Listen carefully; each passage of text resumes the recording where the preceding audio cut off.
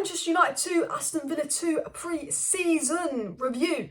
And look, shambolic second half. Not happy with it at all. David De Gea, I cannot defend the man. What the fuck are you doing? That was absolutely bloody dreadful. The second half, embarrassing. Lindelof, what was that defending? You know what, Luke Shaw, you're amazing in the first half. I'm sitting there, I'm praising Luke Shaw, saying his delivery's been great. Luke Shaw's been great. Leon Bailey comes on and absolutely cooks Luke Shaw. We got the Euros Luke Shaw in the first half, and then in the second half, we got the Ole Gunnar Solskjaer, Ralph Rangnick, Luke Shaw of last season. I tell you what, I thought Maguire was one of our best defenders today. I will not fault Maguire, and I thought the first half was good. But that left side of the defence in the second half, that was embarrassing. And thank God we've got Martinez and Malacia to improve that left side of the defence. And Ten Hag did say in an interview the reason he brought Sandro Martinez and Malacia was when he watched Man United last season, he found we were particularly vulnerable on the left side of the defence. And we were today. But luckily, you know, we've got reinforcements to improve that area.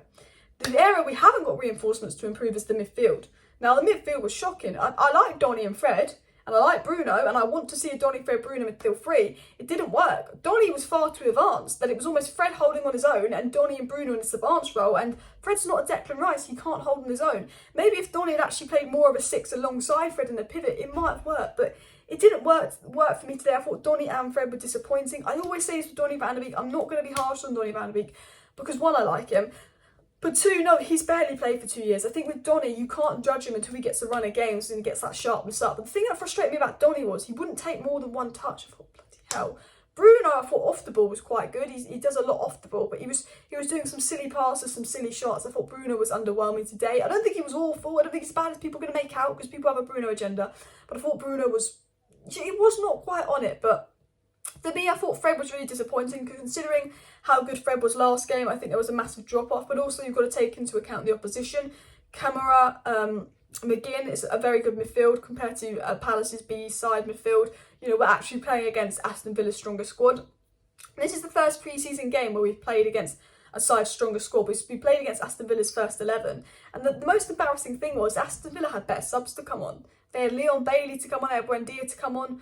Our attacking subs are Alanga, Chong, and was it Meshbury?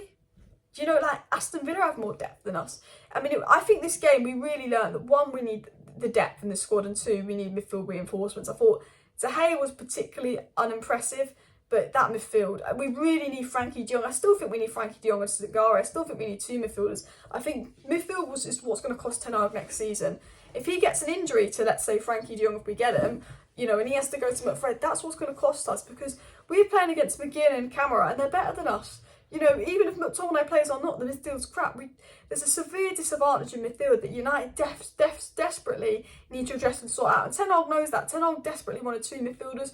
Obviously, Eriksen will come into the midfield that will add more control. I'm still 90% confident we'll get De Jong, but the midfield was poor. I have to say positive, Jadon, Sancho and Dalot.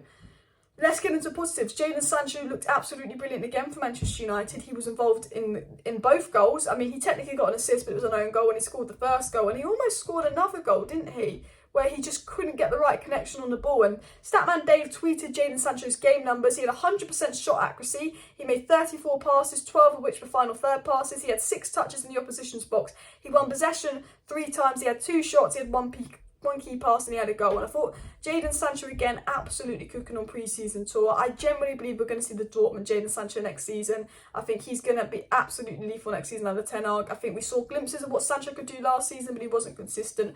But I think Ten Hag will be the manager to get the best of Jadon Sancho. I think Ten Hag will be the manager to get the best of Martial. Although it wasn't Martial's best game, although Martial didn't get a goal this game, I'm not going to criticise Martial. I don't think he was particularly bad. I thought he held up the ball well, he linked up play well, he was sort of involved in the first goal. I don't think Martial got much service, to be fair. I think the decision-making on the ball was particularly poor, especially from Rashford and Bruno. I really like Marcus Rashford, and I do believe that Marcus Rashford will become good again. But what frustrates me about Marcus Rashford is he does the right thing and he gets in the right position, but it's that final decision he F's up. Whenever I'm thinking, lay it off, do a pass, or lay it off, do a cross, Rashford, he shoots. Whenever I'm thinking shoot, he does a pass. It's a lack of IQ and a lack of player intelligence with Marcus Rashford, because I still think there's a really good player in Marcus Rashford. We saw it 2 seasons ago. It's the decision making, it's the football IQ, and I think, you know, when you've got a manager like Ten Hag, you can work with that. I do believe that we will get the best out of Rashford, and I'm not concerned at all about the front three of Rashford, Sancho, Martial. I'm very confident that will work. What I'm concerned about is the depth. You know, I like Pelestri, I like Ahmad, but massive drop off. Pelestri and Ahmad need alone. Mejbri, again, massive drop off. He's just not ready. Elanga, he's a decent player, can do a job, but he's just not ready. You know, there's a massive drop off between all of those players. You haven't even seen Garnacho. He can't even get on the pitch. You know, what worries me is the drop off. There's one injury to Sancho, that's Elanga. You know, one injury to Rashford, that's Elanga. One injury to Martial, that's Elanga, because we don't even know if Ronaldo's coming back. And I think, for me, I watch this game and I say, go and get De Jong and go and get Anthony and go and get them now. Because we need to go into next season with De Jong and Anthony. Maybe we can get a bye with that because Ten Hag's a good manager and hopefully we don't get many injuries. But then also next summer, we need another midfielder, we need another attacker, and God knows what else we're going to need. Maybe another goalie, because De Gea was very, very poor. So, and I still think we need a striker if Ronaldo goes. Martial's our only striker. I just think, and United Analytics tweeted this, I'm going to read out what United Analytics tweeted.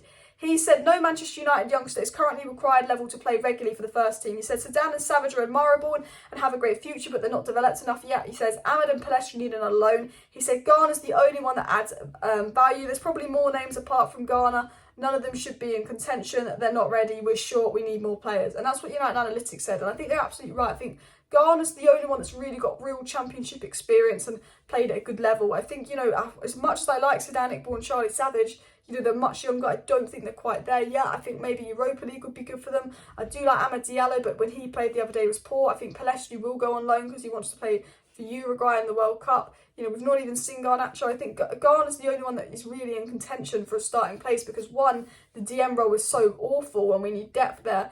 But two, you know, how good he was. And I'm actually at the point where I think we need to... I always wanted us to loan Garner out because I want to see Garner play week in, week out in the Premier League. But I'm almost at the point now where I'm thinking keep James Garner. Because Martinez is coming in to be that left-sided centre-back. Martinez is not going to play DM. And when I look at that midfield, if one injury we're one injury away from McFred. You know, even if we get De Jong, we're still one injury away from McFred, and McFred doesn't work, and we've had long enough to know that. Tellers did play as a DM today, and he actually wasn't too bad in that role, but let's not be silly. I thought Maguire was poor. I wasn't impressed with Varane, but I still think Varane and Martinez should be our centre-back pairing as well. I thought Dalot was very impressive. I have to say, Diego Dalot under Eric Ten Hag is a player that's really, really impressed me. He's really, hopefully he can get that consistency. But I think, you know, you cannot fault Dalot under Ten Hag. And I think that right-hand side of Dalot and Sancho has been very good all the pre-season games under Eric Ten Hag. So no criticism of that at all. I thought Bailly was impressive. It's actually a shame that Bailly's really never getting many opportunities at Man United, because I think with Eric Bailly, you know, there's a good defender there in it. And it really annoys me that United don't seem to give Eric Bailly too many opportunities as well. I'd like to see almost Bailly and Martinez play. I think they would be freaking lethal. They'd be getting stuck right in and probably both get sent off. But I think it'll be interesting. But I am going to conclude today's video, and I'm saying United need a midfielder desperately. United need another attacker. We need an attacker and a midfielder for depth. We need De Jong, Anthony. We need to keep Ronaldo. We need to go into next season like that. We need depth, but that midfield needs addressing. And I think, you know what, Ten Hag needs to be back, because although pre-season's gone really, really well, we played Aston Villa's strongest side. We were really good in the first 45 minutes, but that's all we've got. That's all we've got. And obviously Martinez and obviously Eriksen, you can add to that, but that's what I mean, that we are lacking. And I was impressed by what I saw. I'm happy with Ten Hag. I'm happy with that first half. I'm not going to fault the first half, absolutely dominant. But the second half, he gave us a bit of a reality check, which I think was needed. So smash a like, smash the subscribe. Thank you for watching. See you next time. Bye.